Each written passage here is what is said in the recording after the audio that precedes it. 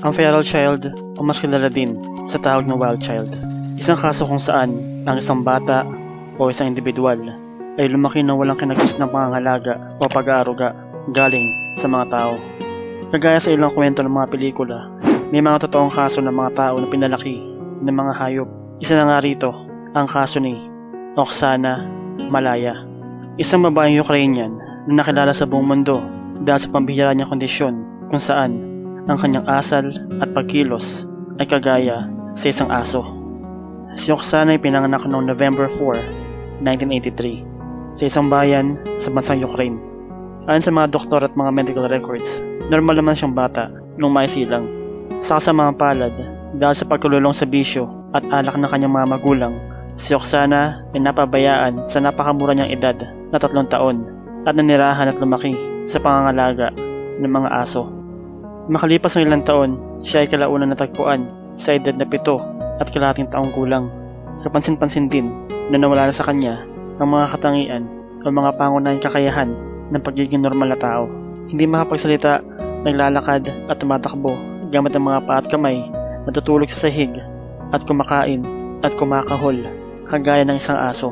Si Oksana ay kinuha mula sa kanyang mga magulang ng social services at nilipat sa isang ampunan para sa mga batang may kapansanan sa pag-iisip. Dito, siya ay sumilalim sa isang special na therapy at pag-aaral para may tamang kanyang asal at matuto makihalubilo sa mga kapwa niya bata. Sa paglipas ng mga taon at sa pagtungtong ni Oksana sa pagdadalaga sa kabutihang palad, nagawa niya mabago ang kanyang kondisyon. Natuto din siya makapagsalita at makipag-usap. Nagawa pa nga niya makapagtrabaho sa isang bukid kung saan siya ay nagpapagatas ng mga baka. Sa kabila ng kanyang masusing gamutang psychological, inilahad sa isang palabas sa telebisyon ang dokumentaryo tungkol sa kondisyon ni Oksana. Bagamat natuto siya makapagsalita at makahalubilo at minsan na din nagkaroon ng karelasyon, ayon sa mga doktor, hindi na umano makakamit ni Oksana ang normal na kondisyon ng pag-iisip dahil yan sa matinding markang naidulot sa kanyang paglaki kasama ang mga aso. Madali daw siya umano mabagot at kapag may naibigay kang bagay sa kanya, agad-agad niya itong itinatago na para bang isang aso binigyan mo ng buto.